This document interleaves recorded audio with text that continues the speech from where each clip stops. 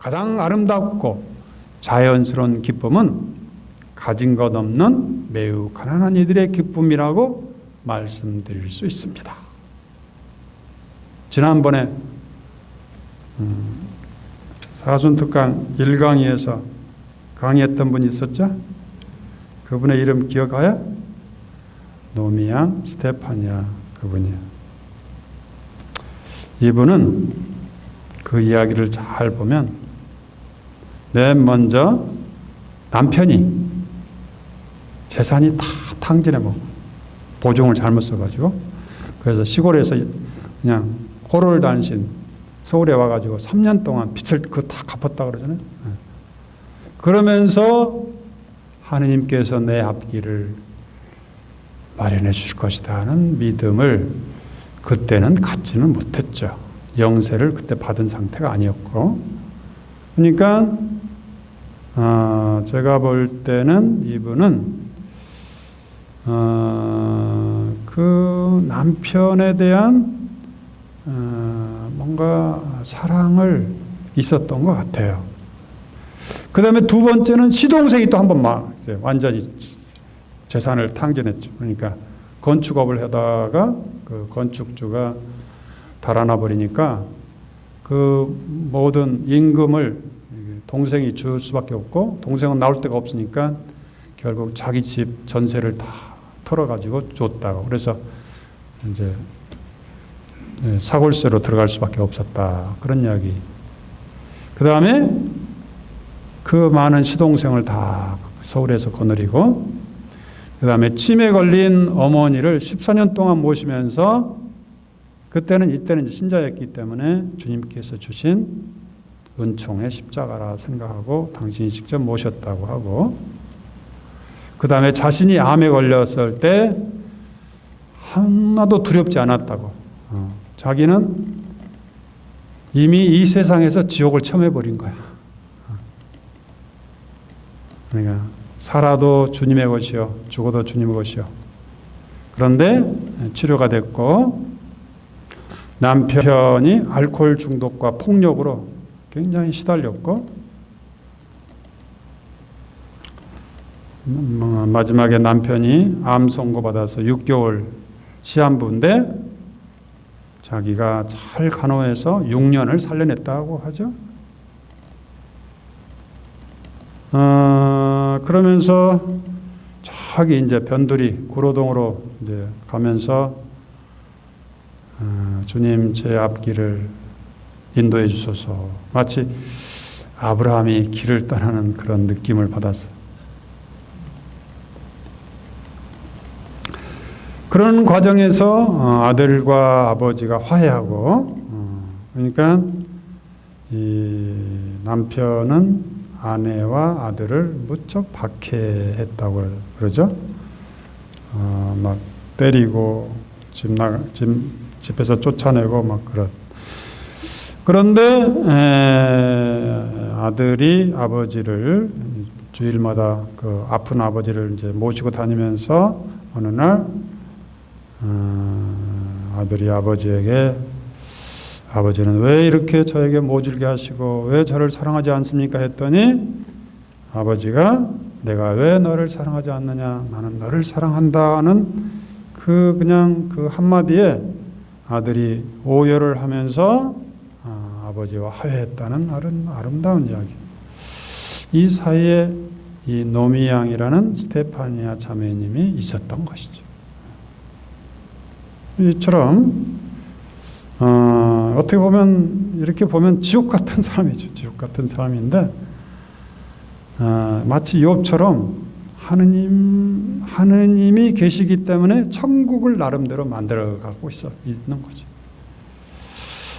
이런 걸 보고 우리 교황님께서는 가장 아름답고 자연스러운 기쁨은 가진 것 없는 매우 가난한 이들의 기쁨이라고 말씀드릴 수 있습니다.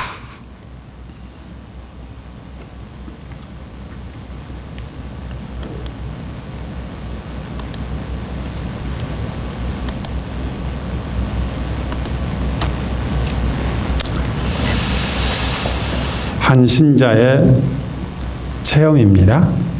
저는 결혼하자마자 혼자서 서울에 올라와서 얼마나 힘들었는지 모릅니다. 친척도 없고 아는 사람도 없어서 성당이라는 곳이 좋다는 말은 들어서 성당에 대한 호감을 갖고 있었습니다. 저는 1년 가까이 저희 성당을 옆에 살면서도 개신교 교요인 줄만 알고 있다가 어느 날 개신교에 다니는 남편 친구분이 저에게 교회 나오세요 하는 거예요. 그래서 저는 교회는 안 가고 꼭 성당에 다니고 싶어요 했더니 그 친구분이 웃으면서 옆에 이게 성당이요 하는 거였습니다. 성당을 한 번도 가보지 않았기 때문에 가까이 있는데도 알지 못했고 알려준 사람도 없었습니다. 정말 누가 나 좀 성당에 오라고 해줬으면 좋겠다는 생각을 많이 했었습니다. 시골에서 혼자 올라와서 서울살이가 너무 힘들었기 때문이죠. 그래서 제 발로 성당에 찾아가 문의를 했더니 신청서를 쓰고 가면 나중에 연락을 주겠다고 해서 집에 돌아왔는데 몇 달이 지나도 연락이 오지 않았습니다. 다시 문의를 하니 성당은 아무 때나 들어올 수 있는 게 아니다. 교리 받는 날이 정해져 있으니 더 기다리라는 말만 할 뿐이었습니다. 그래서 9월에 입교식이라고 처음부터 미리 말해줬으면 내가 누락되었나 초조하게 걱정하며 기다리지 않았을 텐데 개신교와 성당은 너무나 대조가 되면서 마음이 편치 않았습니다.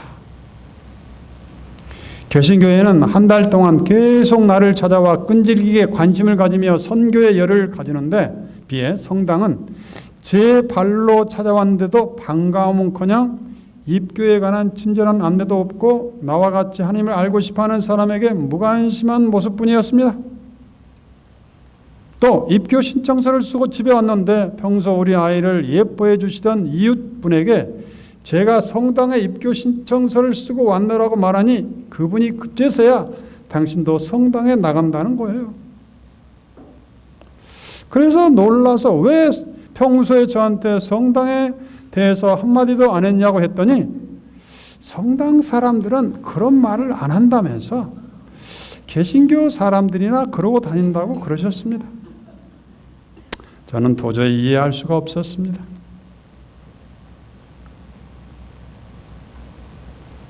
저처럼 간절히 원하는 사람이 있을 텐데 교리 중에 반장님이 반소공동체 모임에 참석해 보라고 전화를 주셨습니다. 평소에 안면이 있는 여러 자매님들이 계신 걸 보고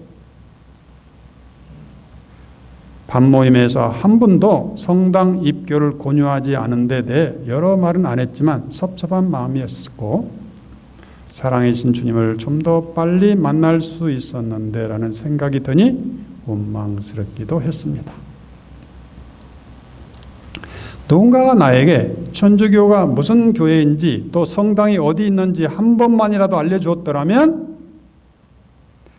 이렇게 혼자서 이롭게 힘든 시간을 보내지 않아도 될 텐데 라는 아쉬움이 커서 반원들과 친해진 후 천주교 신자라는 말 한마디 왜 나한테 안 했냐고 묻기도 했습니다. 이렇게 힘든 기다림 후에 드디어 교리를 받게 되었고 하나하나 알게 가면서 믿음의 확신도 생겼습니다. 더구나 둘째 아이 임신 9개월에 세례를 받게 되어 저는 하나님의 은총에 감사했습니다.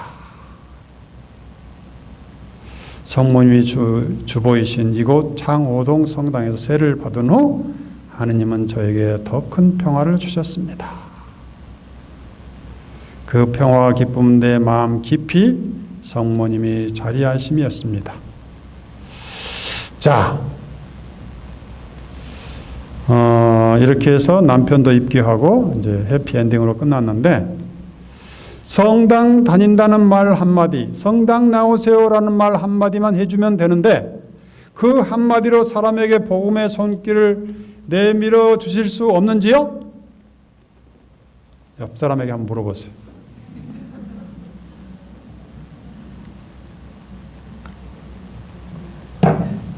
하고 있죠? 네. 이번에 입교자가 딱 11명이에요. 11명. 그래서 20명을 채워야겠죠? 그래서 오늘부터라도 만나는 사람들에게 성당 나오세요. 크게 못하면 개미 목소리라도 성당 나오세요 라고 속으로라도 하세요. 알았죠? 주님만 들을 수 있도록. 부끄러우면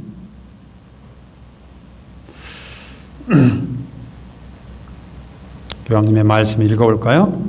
본당 사목구는 그 구성원들이 복음 선포자가 되도록 격려하고 교육합니다. 본당 사목구는 공동체들의 공동체이고 길을 가다 목마른 이들이 물을 마시러 오는 지성소이며 지속적인 선교 활동의 중심지입니다.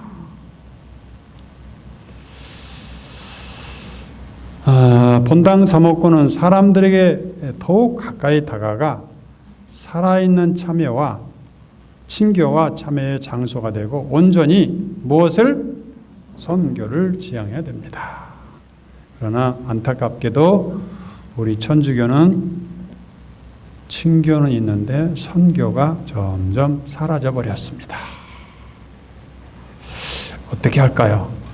선교를 부활시킬까요? 아니면 그냥 포기할까요?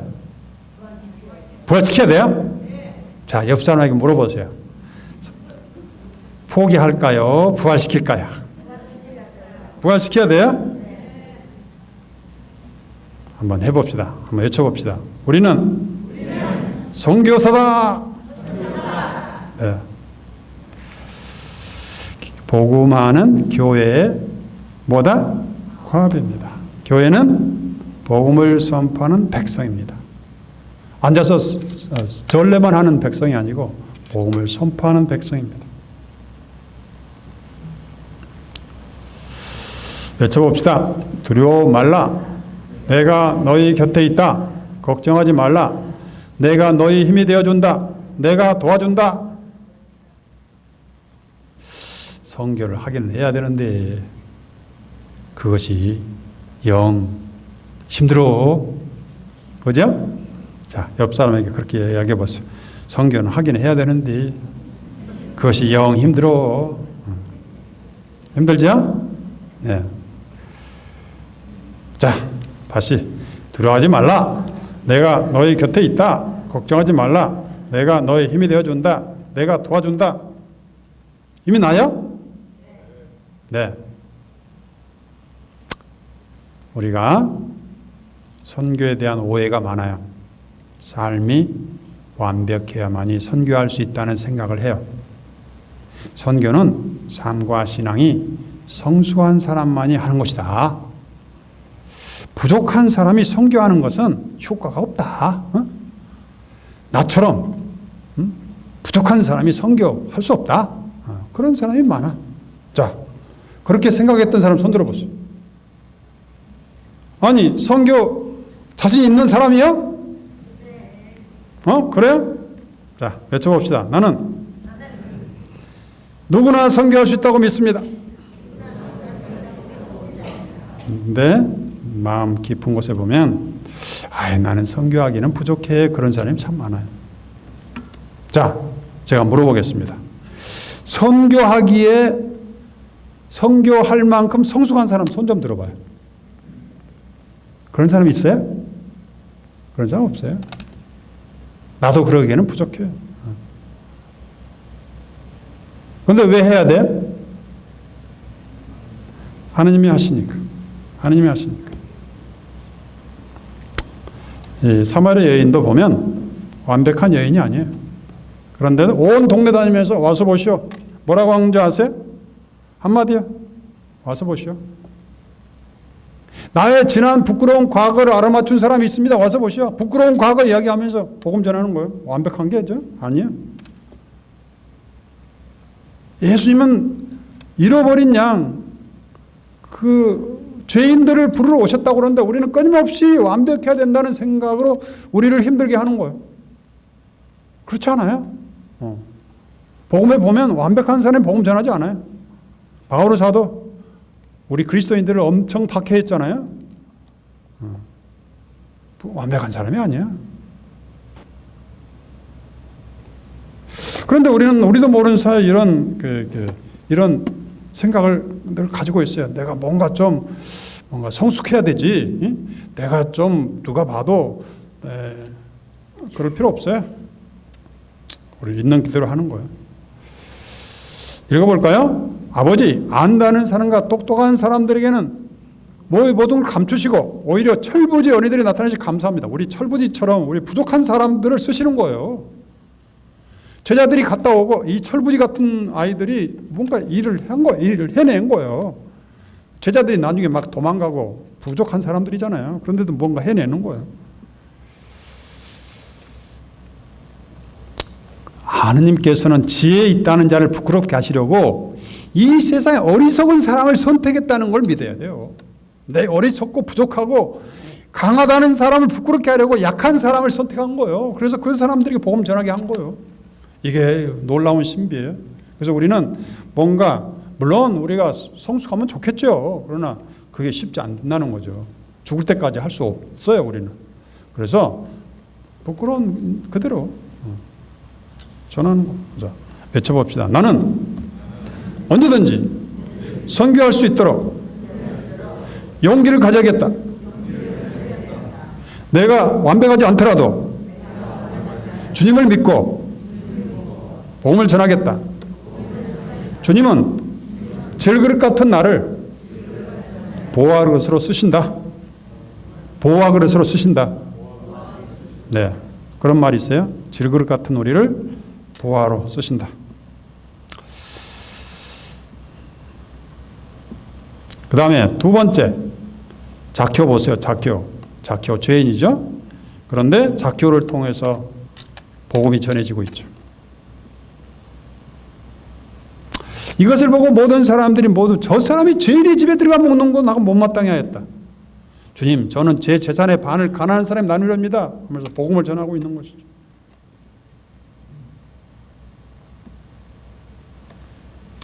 교황님의 말씀에 교회는 선교하는 제자들의 공동체로서 첫걸음을 내딛고 뛰어들고 함께 가며 열매 맺고 기뻐합니다. 복음을 전하는 이 공동체는 주님께서 먼저 일을 시작하셨고 우리를 먼저 사랑하셨음을 압니다. 우리는 바로 이 선교 활동이 모든 교회 활동의 패러다임임을 깨닫게 될 것입니다. 패러다임. 뭐예요? 패러다임 뭐예요?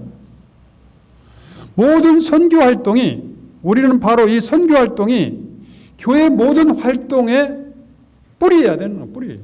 내가 뭐를 하더라도 선교하기 위해서 한다는 거예요. 내가 전례, 미사 하더라도 선교하기 위해서 한다 이거예요. 눈을 깜빡깜빡 하는 것도 뭐예요? 선교하기 위해서 한다 이거예요. 웃는 것도 선교하기 위해서. 이 의식을 분명히 하면 좋겠어. 부부싸움 하더라도 뭐 하기 위해서? 선교하기 위해서. 배우자에게 선교 전하는 거야. 선교하는 거야. 이 싸우는 가운데서도 주님이 함께 계시다는 걸 우리가 전하는 거예요. 그래서 우리 본당에 보면 내지오 단원들은 그래도 애를 써요. 나름대로. 때로는 바로 길거리 선교도 하고 그러는데 우리가 좀 더 분발해야겠어요. 그래서 우리 내지오 단원뿐만 아니라 우리 모두가 선교사다. 선교하는 의식을 길러야 된다. 그 다음에 어떤 사람은 알아야 면장하죠. 알아야 전하죠. 그런 사람이 있어요. 신앙 지식이나 말씀 지식이 있어야 복음 전하죠. 그렇잖아요. 알아야 면장하는 것도 아니에요. 보세요. 베드로와 요한이 본래 배운 것이 없는 천한 사람인 줄 알았는데 이렇게 자신 있게 말하는 것을 보고 깜짝 놀랐다. 저 사람 배우지도 않았는데 어떻게 저렇게 들으지 않은 것이 많을까? 성령께서 하신다는 거지. 성령께서. 그래서 내가 뭔가 지식이 있어야 된다. 내가 뭔가 알아야 뭐 전하지. 그거는 복음적인 이야기가 아니에요. 내 생각이에요. 그들은 지혜와 성령을 받아 말하는 스테판을 당해낼 도리가 없다. 때가 돼서 내가 주님께 뭔가 주님을 이야기하려고 하면 뭔가 성령께서 나를 움직여서 적당하게 전해주죠. 전할 게 없으면 딱 한마디 와서 보시오. 그러면 돼. 응? 한번 외쳐봅시다. 와서 보시오. 옆 사람에게 한번 외쳐봅시다. 와서 보시오. 손을 잡고 와서 보시오. 한번 해서 와서 보시오. 뭐 물어보면 그걸 어떻게 해야 돼? 와서 보시오. 그러면 돼. 대답할 것도 없어요. 응? 일단 오면 매력을 가질 게 많잖아요. 응? 그죠?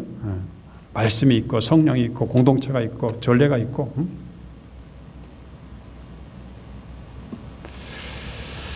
자, 외쳐봅시다. 나도 선교할 수 있어요. 아는 것도 좋고 주변도 없지만 내가 알고 있는 말씀을 단순히 전하는 것이죠. 우리 거기 사제들 중에 경수란 분이 있어요. 김경순인지 경수인데요. 성은 잊어버렸어. 경수란 신부님이 계시는데 이분이 대학교 다닐 때 고시 공부를 했어요. 고시를 몇 번 낙방을 한 거지. 그런 상태에서 거기 같은 반의 친구가 야, 나 명동 송당 가는데 같이 갈래? 했더니 따라 나선 거예요. 정말 마음이 그냥 싱숭생숭할 때 친구가 바람 쐬러 명동 내가 가는데 성당 가는데 한번 따라갈래? 그러니까 그래 좋아. 그래가지고 교리를 배우고 영세를 받고 나중에 사제가 됐다는 이야기를 나한테 해줬어. 지금 저기 도남동 주임 신부예요. 경수야, 명동 한번 가볼래? 그게 시작된 거예요. 뭐 거창하게 예수 그리스도를 믿으시오 그렇게 시작하지도 않았어. 그냥 경수야, 너 요즘에 힘들지? 야, 나 바람 좀 쐬보자. 명동 같이 갈래? 시작한 거예요. 우리 광장동 성당에 이렇게 마당 넓은데 한번 같이 와볼래요? 그렇게 시작하는 거예요. 외쳐봅시다. 내가 말을 하거나 설교할 때 지혜롭고 설득력 있는 언변을 쓰지 않고 오직 하나님의 성령과 그분의 능력만을 드러내려고 하였습니다. 내가 여기 형제 중에 가장 보잘것없는 사람에게 하나에게 친절하게 따뜻하게 해주면 그게 선교라고 볼 수 있습니다. 무엇을 전하나요? 와서 보라. 우리 자매님이 저에게 간곡하게 빨리 끝내달라고 그래서 여기까지 해야지. 성부와 성자와 성령의 이름으로 성모성 같이 합시다. 성모성 하면서 우리 본당이 선교하는 본당이 되도록 기쁨으로 충만한 본당이 되고 선교할 때 그 기쁨을 전하는 우리 모두가 선교사가 될 수 있도록 성모님께 기도합시다. 은총이가 되어신 마리아님 기뻐하소서. 주님께서 함께 계시니 여인 중에 복되시며 태중의 아들 예수님 또한 복되시나이다. 전주의 성모 마리아님 저희가 저희 죽을 때 저희 죄인을 위하여 빌어주소서. 아멘. 성부와 성자와 성령의 이름으로 아멘. 감사합니다.